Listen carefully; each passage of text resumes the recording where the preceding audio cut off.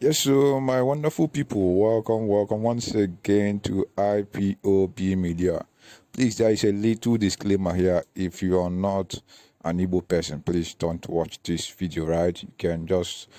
turn back and go watch other videos. All right, this is the channel where we bring you the good news of Biafra, the best and the only channel where you get the latest legit news, information, updates, trends, events, happenings, and everything you need to know about Biafra and our struggle for freedom.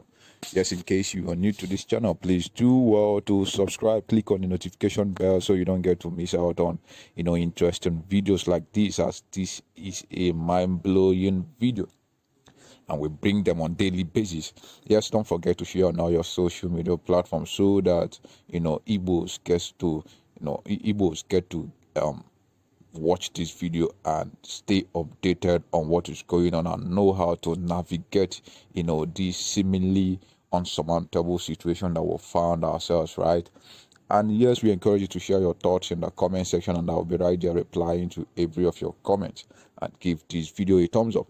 All right, my people, let us get straight into our story. I want you to watch this video from our brother, right? I know Igbos are facing so many things right now, and this video is going to help you so much, right? As in, it is going to so much help you, right? Watch this video from our brother, and I'll be right back in the comment section. Ihe ọma mere ndị Igbo n'ụbọchị nke tata. Ụnụ mara abaghị udu mmiri mgbe gboo ọ nwere ụdị mmiri na-abụ ozo ndị bi n'ụlọ aja achịrị ume na obi n'aka. Mgbe gboo ọ nwere ụdị mmiri na-abụ ozobe ndị bi n'ụlọ akanya achịrịkwa obi n'aka, maka onwe bụ onye maka ọ ga-adị ọ bụrụ na anyị na-afụ na ihe mmiri ozuzo nwetara aka ọlụ anyị ebe a, mana ka ozi na-agịdị n'ihe bụ isiokwu nta abụọ. Ndị Igbo be anyị, o nwere ilu alịbọ tụrụ ụmụ ya, ọ ga-eme gị n'ole i wee maa n'one,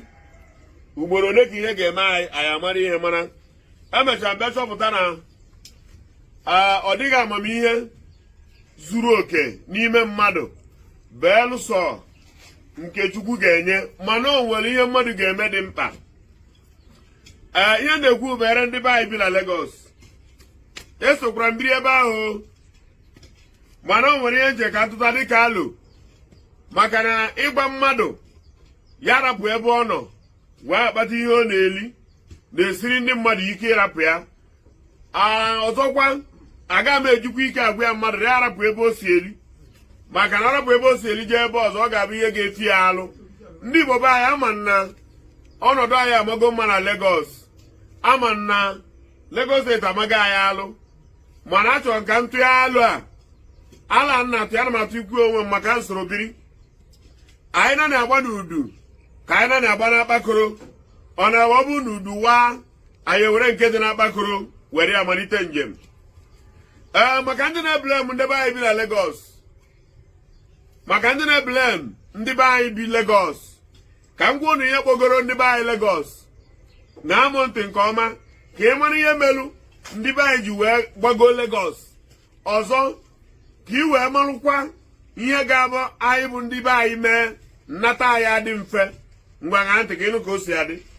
Ndị be anyị gbagoro Lagos maka na mgbe iji wee maa atụ ahọ ohu ahọ gara aga 20 years ago, ndị Lagos niile na-abịa ahịa n'Ọnịsha. Ndị na-azụ akwa na Lagos na Ọnịsha ka a na-abịa eburu akwa na-aṅa ntị. Ndị nke na-azụ ahịa ọgwụ na Ọnịsha ka a na-abịa ego ọgwụ. Ndị nke na-ere akpụkpọ ụkwụ ha na-agbarata Aba abịa ego ya. Na ntị efro pass, moto pass, ndị na-abịa azụ old moto pass na Ọnịsha ka ha na-abịa ego ya. Na-aṅa m ntị 20 years ago ka m na-agwa gị be. Ihe niile a na-azụ ihe weela na Abada, iro na Ogbu Iyeri na main market, Ekwute Okwu Iyeri na main market, ha na-esi Lagos bịa zụọ ahịa na ọgbụ iyeri na main market from Lagos 20 years ago from Lagos down here or 25 years ago which I'm sure oruro na ihe niile a na-azụ ala Lagos na-agbarata na Ọnịsha ebe a abịa azụ afịa na ahịa Ọnịsha anyị nwere ebe a bụrụ ọbụla obere afịa 20 years ago 25 years ago ahịa niile a na-azụ azụ a na-esi ma ndị mgbe a na-esi ugwu Awụsa asị na ndị ugwu Awụsa bịara afịa na Ọnịsha asị na ndị Lagos bịara afịa ndị Lagos na-abịa afịa every Monday ka ndị Lagos na-eji abịa afịa ịbata na main market ọ na-ekwo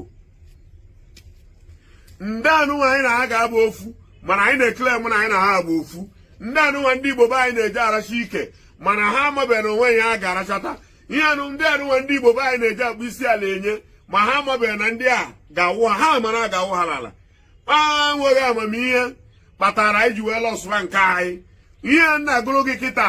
ọ bụrụ na ị na-afụ vidiyo a mana ị na Lagos ị nwere ike ikwuo mgbe ụnụ na-abịa ha n'Ọnịsha ada eje Lagos ihe a na-agba bụ Ọnịsha wee ruo mgbe emegidelu ndị otu anyị bụ ndị esi na ha bụ politicians ha wee bịa wee je kpaa nkata against ndị Igbo ebe na owe kpa nkata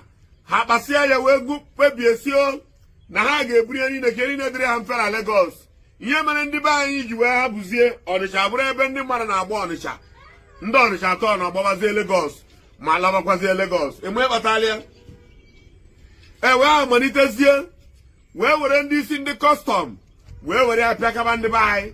wizuwe ndị isi ndị kọstọm wee were apịakaba ndị be anyị ahịa ọbụla gbatara anụ anyị ebudata na be anyị ebe a wee lee ya esizie ya ahịa ọbụla gbatara anụ agbasịa afịa ahụ na kọstọm gbasịa afịa eburuzie ya pụta from wọf ka eburu ya gbaratawa n'ala Igbo enweta ya n'ụzọ Bini eburu ya enweta ya n'ụzọ Agbọ eburu ya enweta ya n'ụzọ Asaba eburu ya ihe a ka emegidere ndị Igbo megide ndị Igbo megide ndị Igbo megide ndị Igbo megide ndị Igbo anyị ebidozi arụ afụba anyị ụfụ o wee na-abụzi onye afịa natalụ ọ natara Lagos ọsị mgba ka anyị rezie ala Lagos ebe a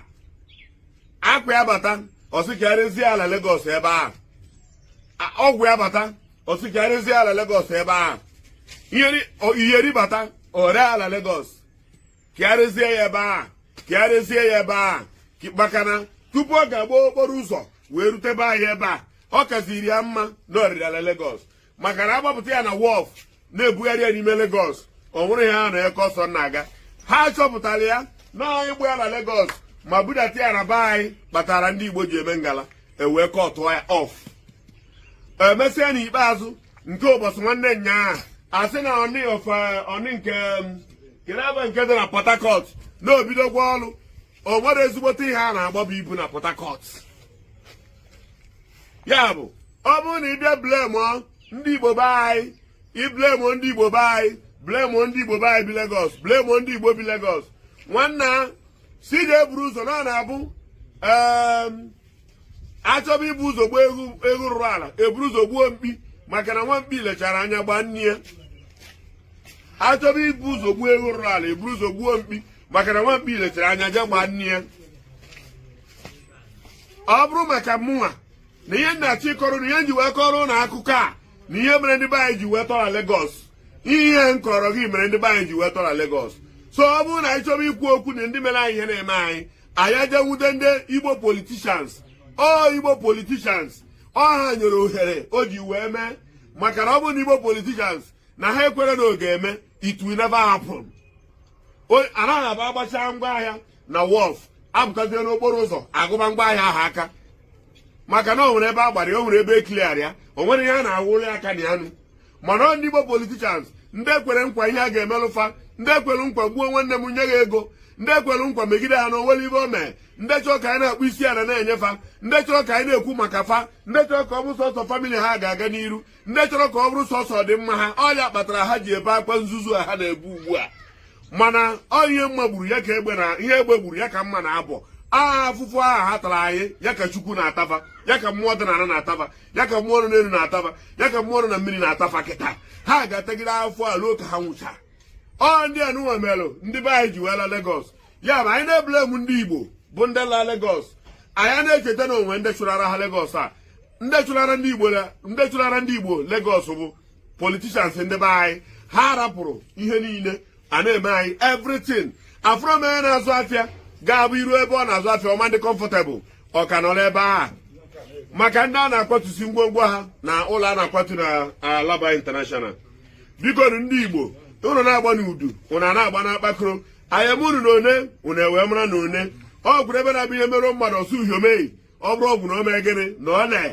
mana mmadụ ịbụ ọ dị ka ọgwụ ọ na-ele ọ na-adịkwa very bad. Alụ nna atụ ikpe na ya bụ ihe a na-akwatusi na ihe nna ya Chukwu bụ Chineke ya biko ya gbaa ndị be anyị ume ya gbaa ndị Igbo ume bụ ndị a na-emebi ihe ha na Lagos ọ gbasịa afọ ume o wee nye ha nkasi obi Chineke were kụzie amamihe n'elu amamihe ka iriri fa. O nwere ofu ihe arụ na Asaba ebe a maka na ekwute ya ụfọdụ asị na Asaba bụrụ Igbo ọ bụrụ na Asaba bụrụ Igbo amakwa m ihe ị ga-akpọ ha maka na ọ bụrụ na asị ka eke Igbo ihe eke ya Asaba na Yoruba kedu ebe ị ga-eke ifa ha bụ ndị Igbo Asaba bụ Igbo ihe a na-asa bụ Ahaba mana ka m kwuo ife mbịa ọ bụrụ na ị gaa na ọ nwere ebe arụ Mechanic Village ifu Mechanic Village ya arụ n'iru Mariam Babangida ile dị Mechanic Village anya efu na ụdị ihe dị otu a ka ndị be anyị kwesịrị ị na-ewubesi na be anyị maka na Mechanic Village ya kịta ọzụwago ma gị lee nke arụrụ na cross be anyị nke niile arụchara mana ọba mana ebe niile dị iche iche onye ọbụla gbakọtara ya azụ debe iru ka nwatakịrị fụrụ otele nne ya ịfụrụ ya onye ọbụla eme iru ka nwata fụrụ otu nne ya onwe ya madịrị na o nwere ha alụ ebe a mana all of them bụ nnukwu afịa nwere ike ịdị ebube. Ọ bụrụ na emegbube gị ebe i jere bọị maọbụ ebe i jere odibo nwatakịrị ọbụla jere odibo wee nụrụ ebe ọ na odibo re na-emegbu ya nke ka egbuo ya na-agba ọsọ ọ ya kpatara sị na nwata na ọ na-efu efu ka ọ na-abịa ife ebe mere anasụmentị ụmụaka na-efu efu akpọpụtara na TV ịmada na ọsọ ka nwa ha na-agba den ọ bụrụ na ị mana mmegbu a na-emegbu unu n'ọdị unu mma unu ebesawana unu ekwuwana na unu abụrọ mmee unu ebesazina ịpụtara soshal midia na-ada a na-emebusi ife anyị na Lagos a na-emebusi ife anyị na ibesa nwana na ihe ahụ abụrụ ibe ebidoro ọfụ na ije abụ nwatakịrị ekwe n'azụ ara nne ịgba nkịtị na ịbụ nwa ụmụaka ihe mkpu na nchịkọta bụ ịgba na udu gbakwa na akpakoro ọ na-abụ udu wa ịgba na akpakoro ribegwere ire ya bụ onye nke ọzọ si m make a point m na-eme ka ebe a bụ ọ bụrụ na unu n'anya n'ihe a na-eme unu na data market meeni mitin ndị Igbo meeni mitin a na-eme mitin ahụ si mee mitin na ego unu nwere zuru iji wee kwa River Niger ego ndị Igbo nwere elon na-abụrụ nke gọọmenti o zuru ime River Niger anụnwa ọ dị ebube meeni mitin ndị Igbo bi Lagos meeni mitin siri ike meeni mitin ma ọ bụrụ na aya agba onwe unu nwanna dị na nsogbu anyị na-aya bụ isu imi ka Igbo na-aya emechaa mitin a mmadụ ga-esi ime emebie ya maka na ekweghị nkwa ego ihe m ego egbuo m onwe m maka na emechakwa mitin ahụ mmadụ ga-eji isi imi pọntị m na-eme kibo na onye ọka na-abarụba ọka n'ọkụ arụfụba ọkụ ahụ ụfụ ọka bido ịgba kpọrọkpọtọ mkpọmkpọm ọ bụrụ na arụ afụ ọgwụghị ụfụ mgbagbaba ndị kpọrọkpọtọ mkpọmkpọm ọ bụrụ na arụ afụ ọbụghị ụfụ relaksị ebe ahụ onwe adịbasị na-enye gị onwe adịbasị na ịbụ ụmụaka maka na nke ya akpatucha ya kịta na a ga-akpọtukwa ọzọ a ga-emegide ya maka ụnụ ada n'iwe onye nke ọzọ bụ vice unu nwere mgbe o kwuru okwu sị na ga-emegide ndị Igbo ha agaghị adịzi relevant na Naijiria a na-emeghị ya ikweta ha na ịma ndị relevant na Naijiria ịnụwedị ya na ndị Igbo emere mgbe ebere ndị Igbo ya ha adịzie irelevant na onwerezi uru ha ga-abụ nwere ha ga-eji fada eme iche na-egwuregwu ma gị na ya ka a na-eme gị kịta mana ịkarọ n'ụra rarụbanị chọọ na blanketi jube mgbomgbo blanketi ndị anadị tik ndị ji ejebu sekuriti wọk chọọ na-ere kpudo onwe unu na anụ egwu relaasị anụ ndị Igbo bịa Lagos relaasị anụ onweghị ihe na-eme ọkwara ego osibe ike nye ha ego onwe ihe na-eme nwere anụ ya egwu unu emegharịkwara ahụ n'ọ na ebe a relaasị anụ. Yes, so my people, you've heard from our brother, and he giving advice and instructions on what to do in this peculiar situation, in this peculiar time that we find ourselves, is what we need, right?